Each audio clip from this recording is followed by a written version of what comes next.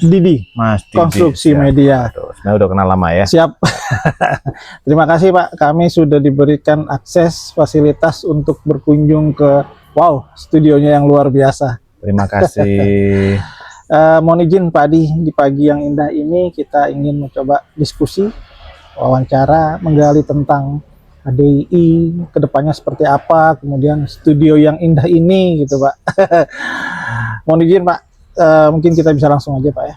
Siap. Untuk poin pertama tentang HDI Pak. Pertama Terima kasih. Pak, mungkin motivasi Bapak kenapa untuk menjadi ketum HDI Pak. Pertama itu. Ya.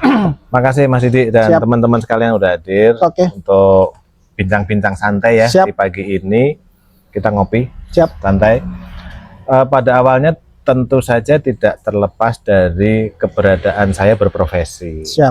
Jadi studio ini memang studio yang kami dirikan di tahun 2000. Yang memang studio terbuka.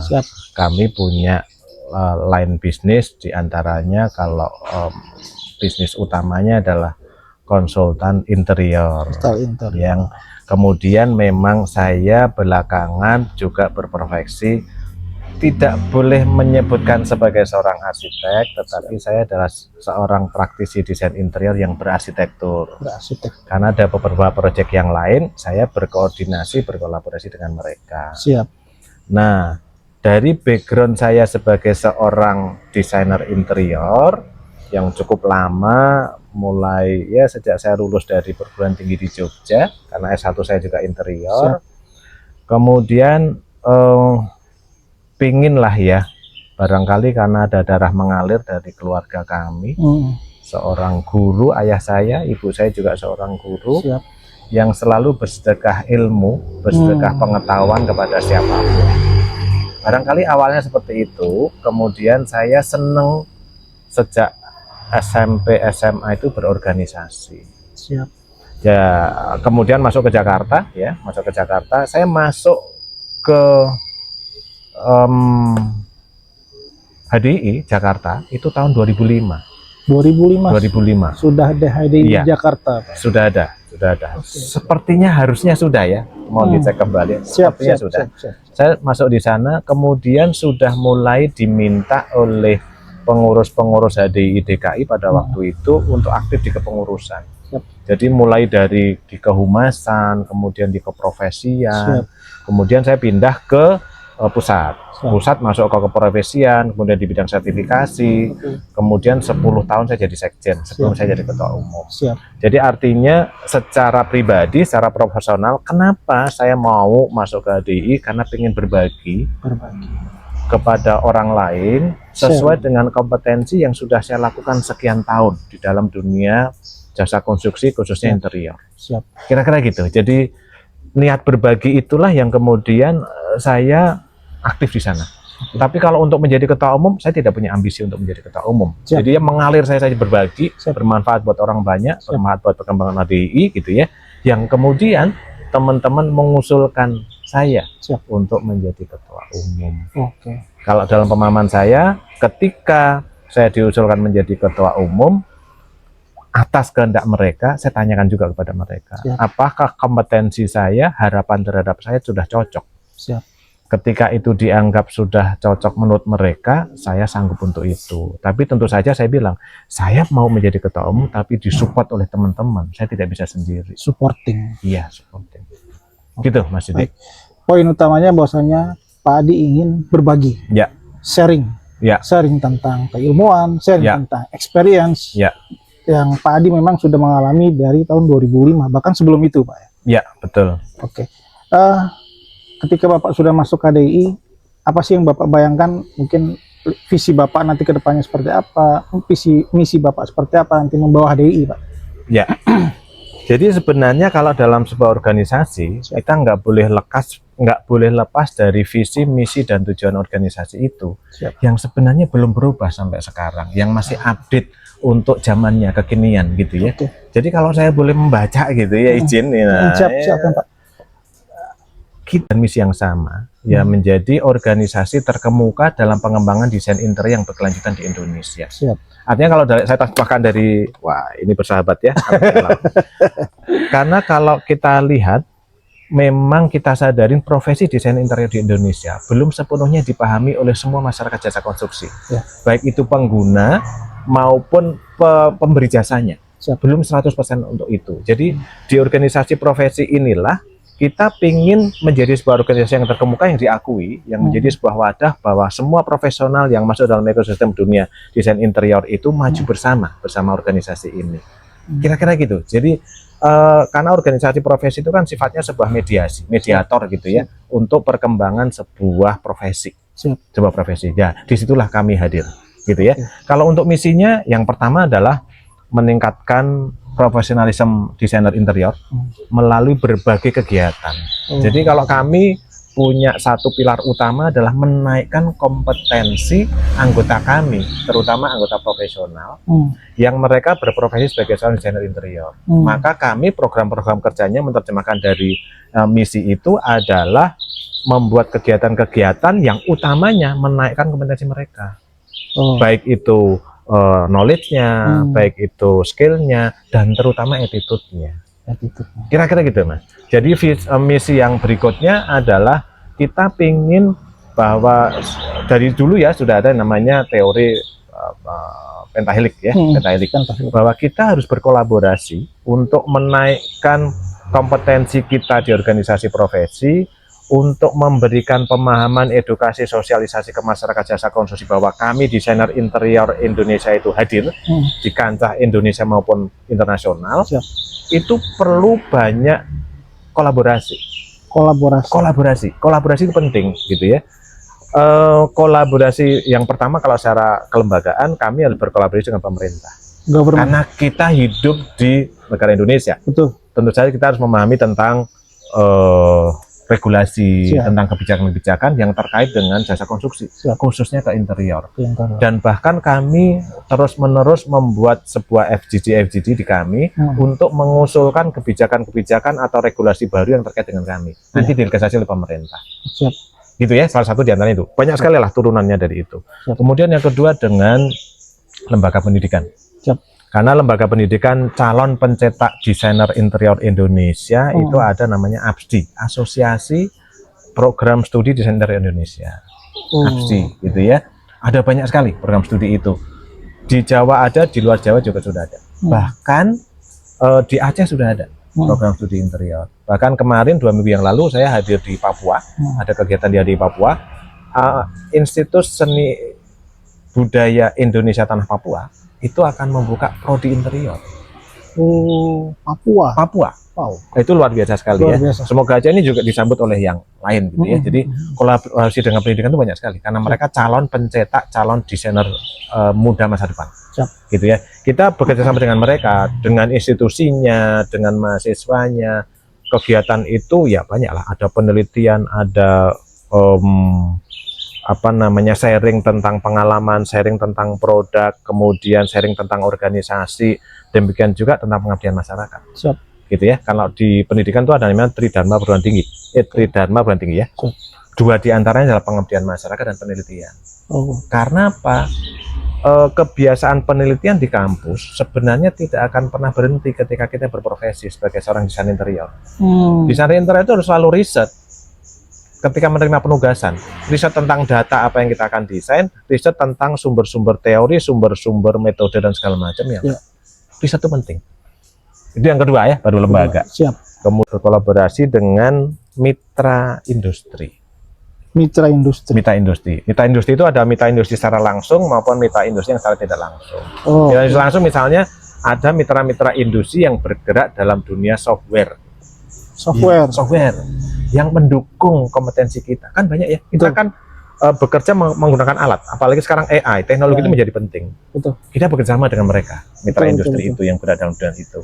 Kemudian mitra industri yang lain adalah yang sekarang sering ada pameran, construction exhibition dan segala macam. Itu terkait dengan inovasi-inovasi material kekinian yang harus diketahui oleh kita para desainer. Karena salah satu tugasnya desainer adalah membuat desain itu bisa terbangun dengan material-material yang memang tersedia gitu ya. Maka kita harus update terus ilmu pengetahuan kita tentang material. Apalagi material-material sekarang kan menuju kepada konsep material berkelanjutan. Kita Yes, Ci. harus ngikutin itu. Jadi material-material berkelanjutan yang diinovasi oleh para mitra industri itu harus selalu kita update. Maka kita sebagai seorang desainer interior harus sering lihat pameran, baik virtual maupun non virtual. Karena kalau non virtual penting, kenapa? Karena karakter material itu tidak bisa dilihat hanya sebagai kasat mata, harus dilihat langsung. Harus dirasakan. Iya, gitu ya. Jadi mitra industri itu banyak, ada kontraktornya, ada penyedia jasanya, ada penyedia barangnya, material yang dipakai di kita dan segala macam. Mitra industrinya banyak. Kemudian yang berikutnya adalah dengan komunitas. Komunitas. Jadi kami itu sekarang juga berkolaborasi, kami sering berkomunikasi dengan komunitas lain, baik organisasi yang sesuai dengan profesi kita. Ketika kita bekerja di sebuah proyek, itu selalu kita berkolaborasi dengan tenaga ahli lain. Ada tenaga ahli lain yang memang satu rumpun dengan kita di jasa konstruksi. Arsitek. Iya, ada arsitek, ada ahli mekanikal, ada ahli elektrikal, ada ahli struktur, ada ahli tata cahaya, bahkan ada ahli-ahli lain seperti akustik, landscape dan segala macam. Ya. Tapi ada juga kita harus kolaborasi dengan komunitas lain yang di dalamnya ada teman-teman expert itu adalah komunitas art and design. Karena pada waktu kita mendesain interior, kadang-kala kita memerlukan artwork untuk pengisi. Ya kan? Nah, saya aktif dalam beberapa komunitas seni rupa. Saya aktif juga dengan komunitas yang berjejaring dengan teman-teman desain. Ada ADPII, Asosiasi Desain Produk Industri Indonesia, ada HDM, ada Himpunan Desainer Mebel Indonesia, ada ADGI, Asosiasi Desain Grafis Indonesia, ada yang lain. Ya, banyak. Jadi kita berjejaring, berkomunitas itu tidak hanya dengan yang dua rumpun itu, komunitas lain pun perlu juga dong.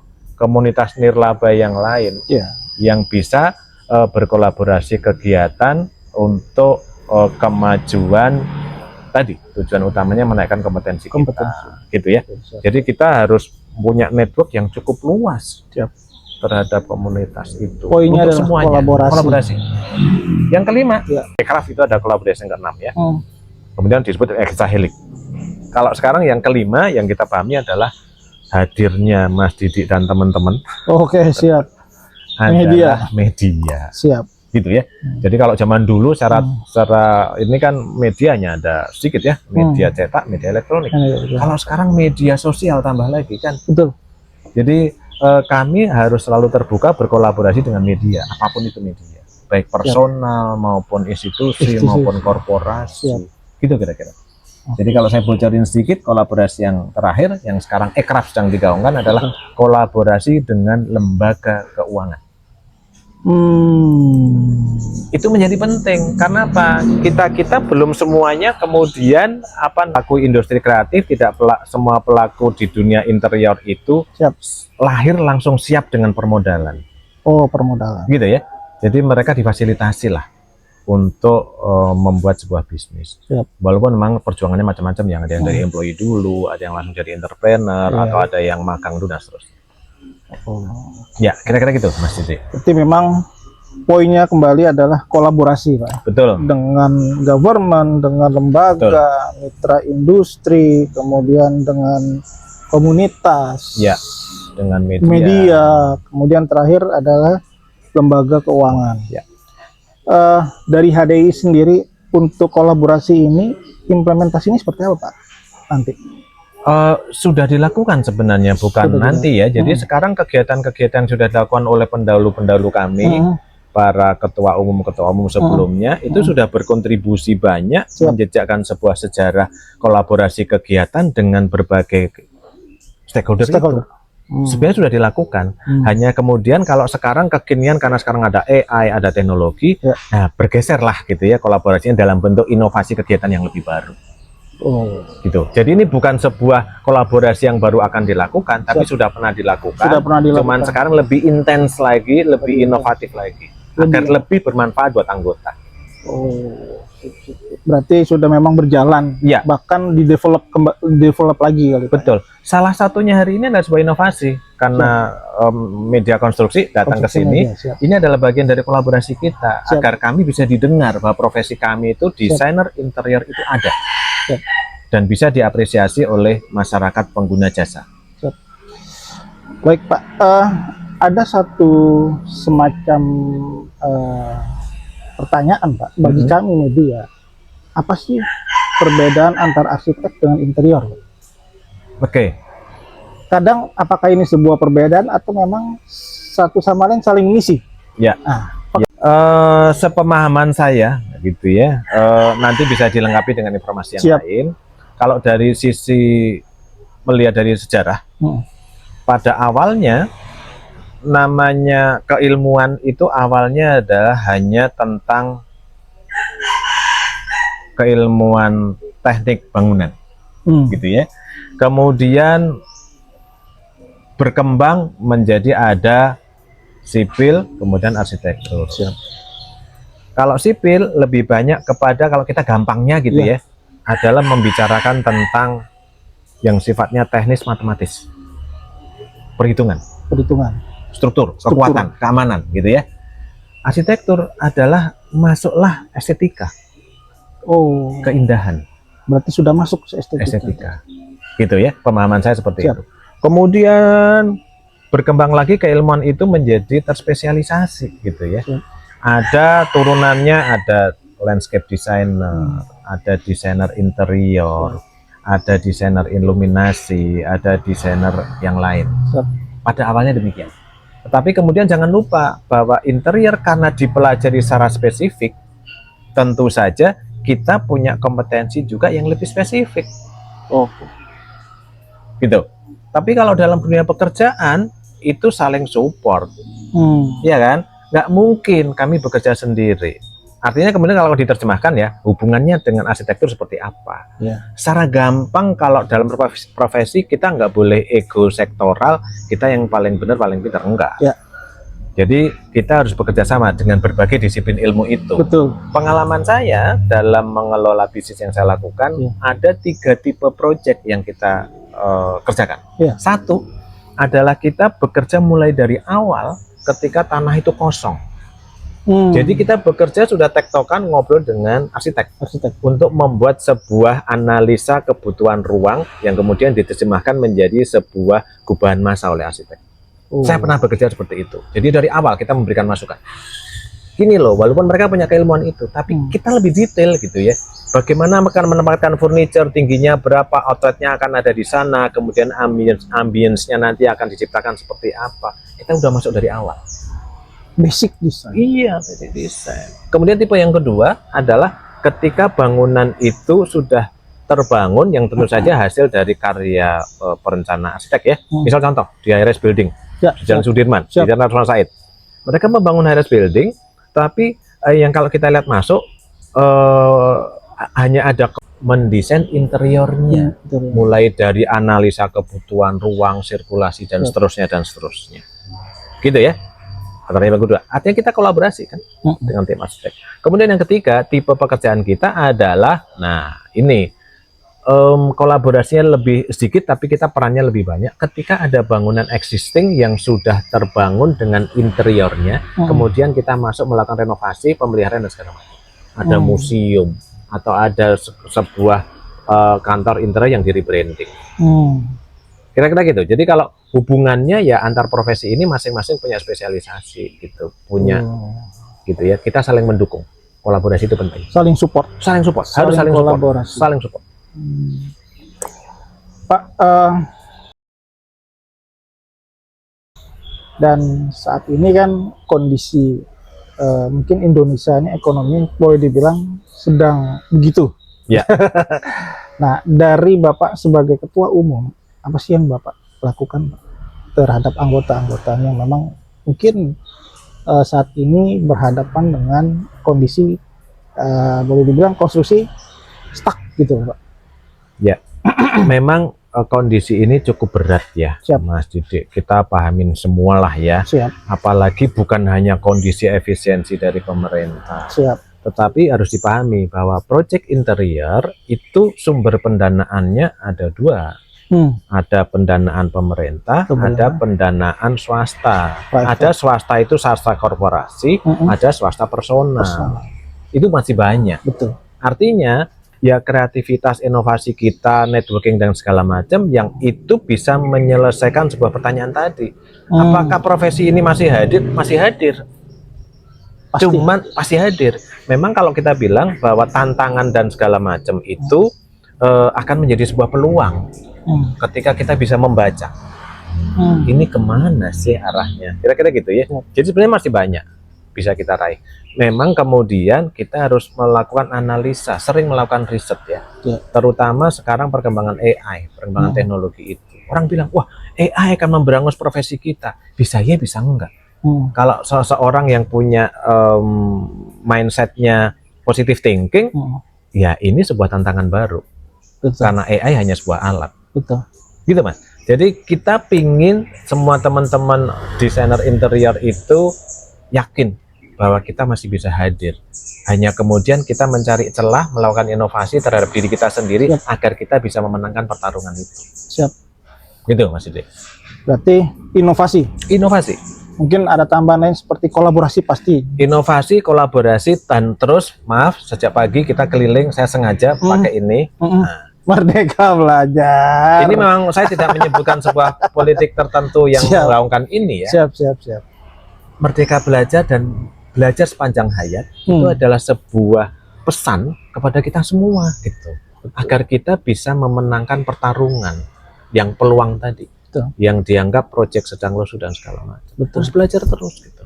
Never stop learning. Yes, persis. Belajar sepanjang hayat. Belajar sepanjang hayat. Kota Umum HDI.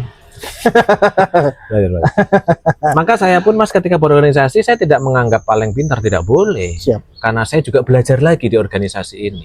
Karena ternyata banyak sekali yang saya nggak tahu dan saya harus update. Gitu kira-kira. Belajar dengan siapapun.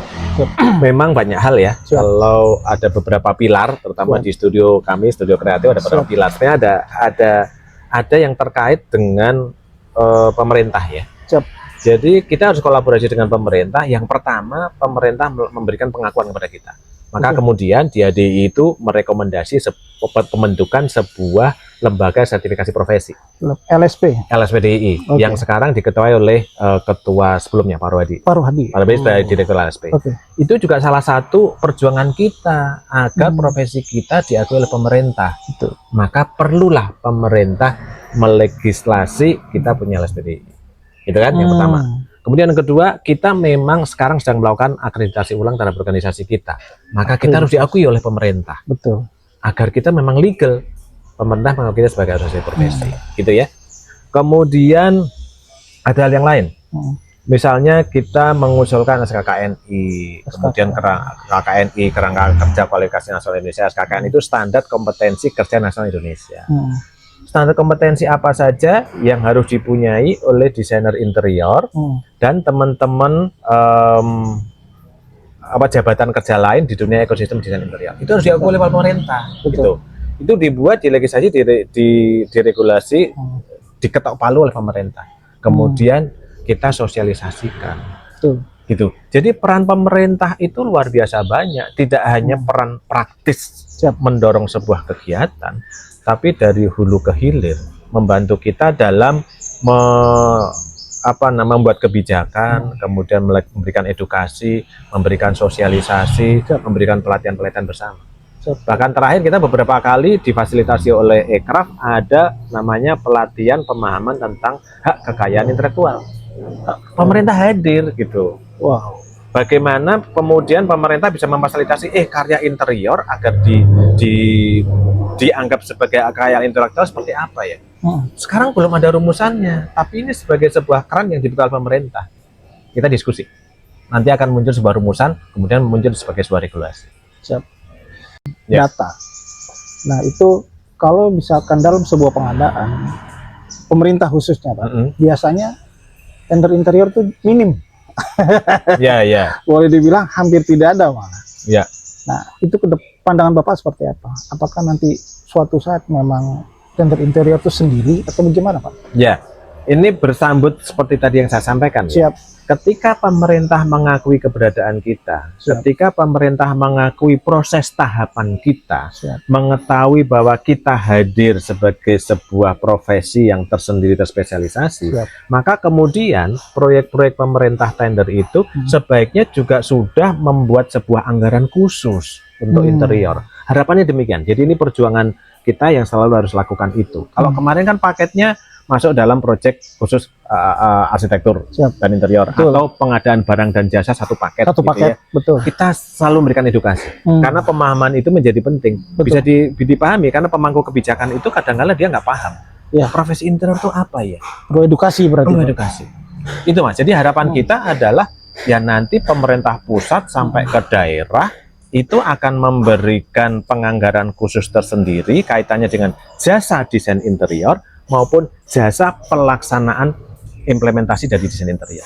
Ada ruang untuk interior. Yes. Luar biasa. Sangat-sangat solutif Ya. untuk teman-teman yang Ya. memang berkecimpung di bidang interior, Mas. Ya, karena harapannya gini, Mas. Ketika saya berkunjung ke berbagai daerah, khususnya luar Jawa, mereka itu lebih banyak proyek-proyek itu diharapkan dari pemerintah. Kalau pemerintah, PPK dan segala macam tidak memahami regulasi ini, Betul. kita akan mendapatkan pekerjaan dari mana? Selain memang tadi ya inovasi segala macam kita mendapatkan dari swasta. Iya, siap. Tapi ketika kita bisa membuka kacamata pemerintah bahwa ini harus diperhatikan menjadi sebuah anggaran khusus, tidak anggaran sisa, gitu ya. Kemudian kita bisa dihargain dan kita hadir, gitu. Jadi ada penganggaran khusus lah, pemahaman untuk semua. Intinya diberikan akses lah. Iya, regulasi, pemahaman, kemudian implementasi. Iya. Pemerintahan ya, jadi kami hadir. Desainer interior itu hadir, gitu ya. Siap. Kalau swasta sudah banyak, bahkan saya pun selalu memberikan edukasi. Ketika masuk di ADI, tugas saya adalah ketika dapat penugasan dari swasta, saya selalu sampaikan bahwa kita ada desain fee loh. Kita harus ada anggaran khusus loh. Karena kami ini para perencana dibayar karena intelektual properti kita. Betul. Bangunan itu urusannya kontraktor, Mas. Kita dibayar karena membuat sebuah dokumen perencanaan. Betul. Hasil dari pengolahan olah pikir kita menjadi sebuah konsep desain dan seterusnya menjadi sebuah dokumen perencanaan. Betul. Itu yang dibayar gitu. Itu yang harus dianggarkan. Kalau swasta sebagian besar sudah mengakui itu. Wow. Ya. Ketum. Siap. Kolaborasi selanjutnya adalah mungkin dengan vendor. Nah, seperti kita ketahui sekarang kan muncul vendor-vendor dari luar, Pak, dan mereka mungkin boleh dibilang sudah ada yang proses TKDN atau memang belum di produknya. Pandangan Pak Ketum seperti apa, Pak? Ya, ya memang kalau konsep interior arsitektur berkelanjutan, nah, kalau diterjemahkan kan panjang ya. ESG. Ada definisi dan segala macam. Salah satunya adalah penggunaan material yang zero carbon. Zero carbon. Yang tidak memerlukan energi banyak dalam perolehannya atau dalam mendapatkannya. Salah satunya adalah kita menggunakan material-material lokal yang ada di sekitar kita.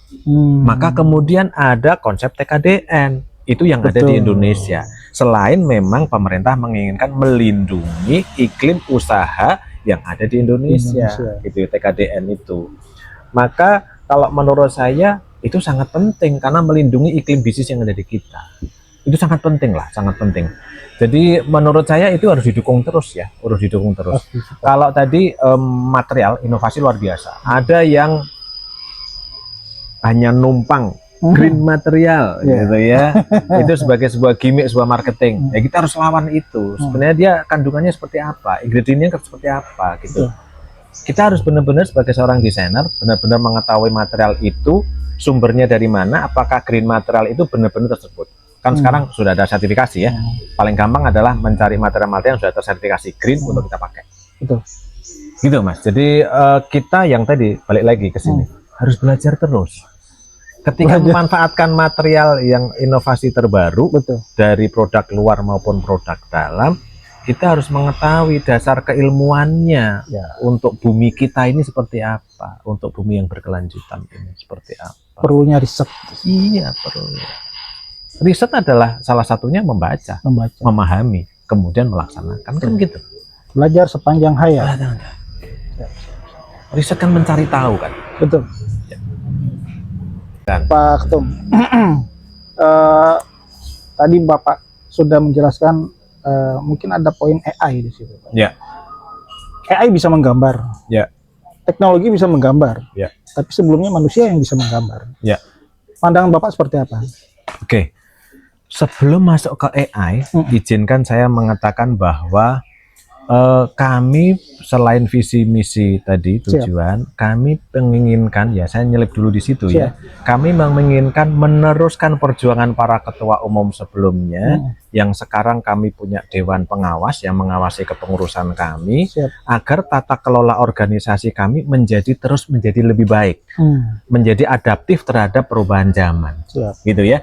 Jadi kita ingin hadir bahwa kehadiran kami itu tidak hanya memberikan manfaat buat para aktivis saja, tapi justru aktivis ini memberikan manfaat buat anggota kita dari tidak hanya di Jawa, di daerah. Jadi perjuangan kami masih berat tata kelola organisasi ini. Jadi kita ingin memberikan program-program kegiatan yang menaikkan kompetensi dan benar-benar bermanfaat buat teman-teman yang menjadi anggota kami. Gitu. Itu yang perjuangan berat. Jadi mohon supportnya. Ini diberikan sosialisasi melalui konsul. Jadi kami ingin hadir memberikan manfaat buat mereka. Nah, masuk ke tadi adalah AI adalah salah satunya. Gitu kan, tata kelola organisasi akan berjalan baik juga kalau kita juga akan bisa berdampingan bersahabat dengan teknologi, dengan AI. Kita pingin. Maka di pengurusan kami sekarang ada divisi baru, yaitu riset dan pengembangan. Riset and development. Iya, itu malah teman-teman dari luar Pulau Jawa yang kita masukkan. Harapannya dalam bisa membisiki kami program-program apa saja yang bermanfaat buat mereka, kemudian tren-tren apa saja yang bisa bermanfaat buat kita ketika menjalankan sebuah kegiatan, gitu ya. Itu di pemanfaatan AI dalam tata kelola organisasi. Tata kelola gitu ya. organisasi. Tapi kalau AI dalam berprofesi, yaitu tadi, kalau sepanjang kita punya mindset negative thinking, terus-menerus tantangan baru dianggap sebagai sebuah hambatan, kan gitu ya. Kalau orang yang mahdabnya positif thinker, gitu ya, positive thinker, berpikir kreatif, berpikir positif, itu selalu melihat itu sebagai sebuah peluang dan kita harus berinovasi. Maka AI itu hanya sebuah alat. Betul, akan muncul sebuah pergeseran terhadap profesi kita, tapi tetap akan ada muncul sebuah spesialisasi dari AI itu untuk profesi kita. Betul. Jadi manusia tetap akan hadir, tidak akan bisa seperti itu. Dan mungkin terakhir kalau boleh dikatakan ini sebagai sesi terakhir bincang-bincang santai kita adalah izin. Saya adalah makhluk spiritual. Jadi semuanya ini bukan hal kebetulan. Allah Subhanahu wa Ta'ala berkehendak terhadap kemajuan ini. Artinya apa? Kita harus membaca, zaman ini sudah berubah. Bagaimana kemudian menggunakan AI, menggunakan teknologi tidak melupakan akan kehadiran yang di atas. Maka kemudian rezeki, peluang kerja dan segala macam kita nggak perlu khawatir. Kira-kira gitu. Jadi akan ada sebuah inovasi, akan ada sebuah terspesialisasi, sebuah kegiatan di dunia interior yang memanfaatkan teknologi dan AI. Wow. Gitu kira-kira Mas Didi. Ini pandangan saya. Luar biasa, penutup yang sangat cakep, bagus, insightful. Terima kasih. Terima kasih Pak Adi, Ketua Umum HDII periode 2024-2027. Insya Allah sehat. Insya Allah. Tambah lagi 2-3 tahun lagi. Ya. Baik, terima kasih banyak. Makasih Mas Pak Adi. Sukses selalu. Amin. Terima kasih untuk media yang selalu hadir. Dan kami selalu bersahabat dengan media karena media adalah pemberi suara kepada masyarakat jasa konstruksi. Oke, sip, luar biasa. Mas Didi, sebelum mengakhiri bincang-bincang, saya perlu cerita. Bahwa HDII itu sudah tidak muda lagi. Karena kita lahir tahun 83. 83. Jadi sudah 42 tahun lewat. Wow. Saya adalah ketua umum yang ke-15. 15. ke-15 ya.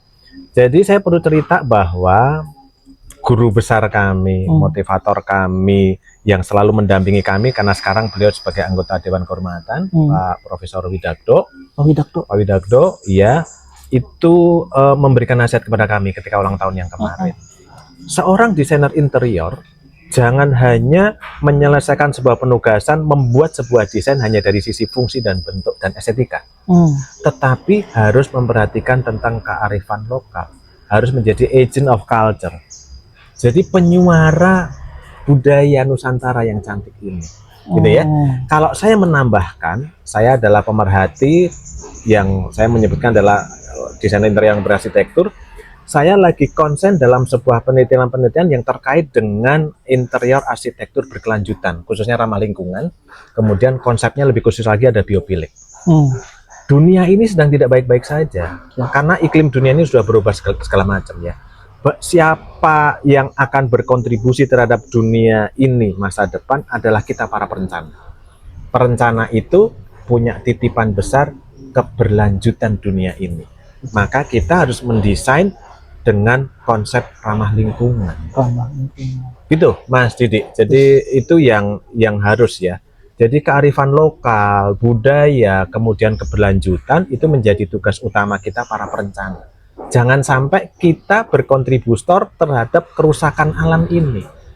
Maka saya senang sekali ketika bincang-bincang dengan Mas Didi adalah di studio kami yang memang di area terbuka ini. Jadi di sini studio kami 60% terbuka hijau. Gitu kira-kira Mas Didi. Jadi semoga aja kita bisa bermanfaat buat anak cucu kita mendatang. Akan, Bang. Dalam desain. Sangat-sangat bermanfaat. Makasih. Terima kasih, Pak.